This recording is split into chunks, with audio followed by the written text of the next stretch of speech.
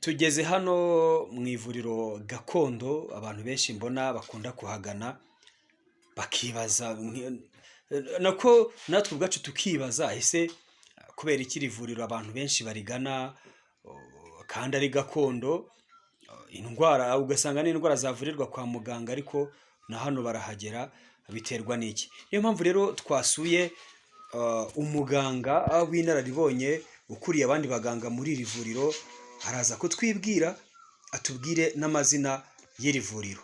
Muga muri aho? Muraho neza. Muze kongera ijwi kugira ngo tuze kubasha kumvikana neza. Muraho.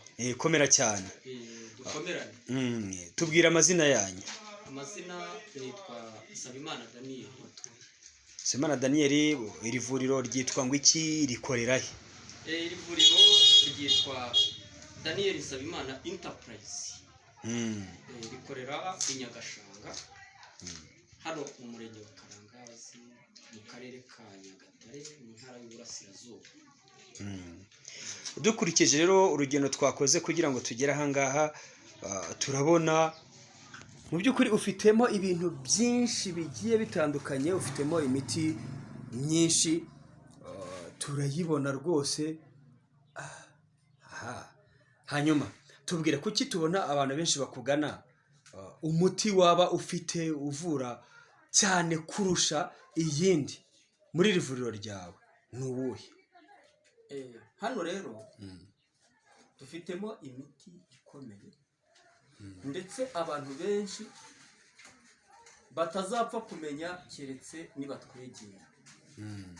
Muri iyo harimo nk'umuti uvura indwara z'umutima.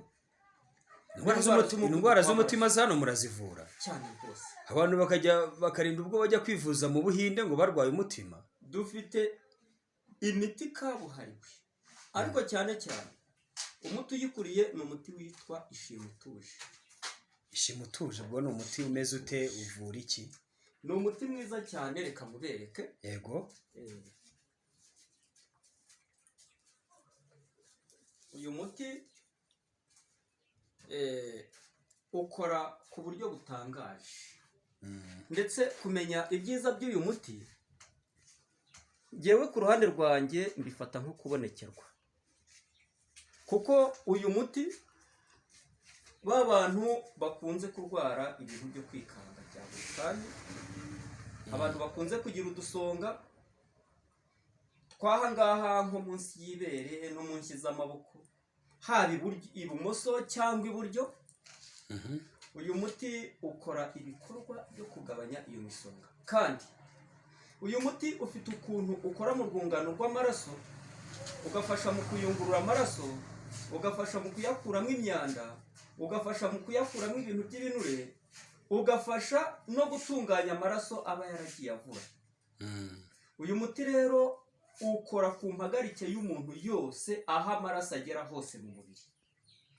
Ubwo nyine muri make umuti witwa Ishima Utuje ni wowe ugira wenyine mu mavuriro yose? Uyu muti ni jyewe uwugira jyenyine, nta handi hantu uzawusanga, keretse nuduhamagara tukagukorera komande zawo tukazikoherereza, ariko uyu muti nitwe tuwugira twenyine. Hanyuma rero Ishima Utuje akaba ari umuti ukora neza kandi ukaba uboneka mu ivuriro rya Daniel Nsabimana Enterprise riherereye i Nyagashanga mu murenge wa Karangazi. Umuntu ashaka kuwubona yawukura hehe?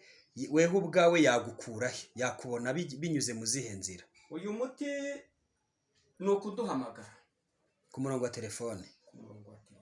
Icyo ni icya mbere. Aho waba uri hose. Izo nimero ni izihe bababonaho? Dore nimero nkuru ushobora kuduhamagaraho zikuri izindi. Dufite nimero nyinshi, ariko nimero nkuru ni izi zikurikira: 0785 04 22 78. Iyo niyo nimero ikuriye izindi. Hanyuma aho ni ku murongo wa telefone. Ese kuri YouTube babasangaho? Kuri YouTube mwitwa ngo iki? Kuri YouTube mwitwa Nsabimana Daniel. Nsabimana Daniel cyangwa muganga Daniel Nyagashanga. hanyuma kuri Instagram naho ngo murahari. Kuri Instagram naho ngo muri Instagram ngo muri Nsabimana Daniel. Ni Nsabimana Dani Nyagashanga. Kuri Instagram. Kuri Instagram. Hose warahageze. No kuri Facebook bakubonaho. No kuri Facebook mudusangaho Nsabimana Daniel ubuvuzi karemano. Muri make no kuvuga ngo ivuriro ryanyu ryamaze kugera ku rwego ko social medias hose bababonaho. Niyo wadushaka kuri email yacu ni Daniel Nsabimana 727 @gmail.com. Muganga rero reka tubashimire ku kiganiro gitoya tugiranye, ariko n'ikindi gihe nitubakenera tuzaza kubareba ntimuzatwikange. Murakoze, ariko mbibutse ko uyu muti uvura indwara zikomeye cyane, harimo indwara z'umutima n'indwara z'umwijima. Uyu muti ukaba ari umuti kabuhariwe muri izo ndwara ku buryo butangaje. Okay, reka tubashimire cyane muganga. Murakoze cyane nawe.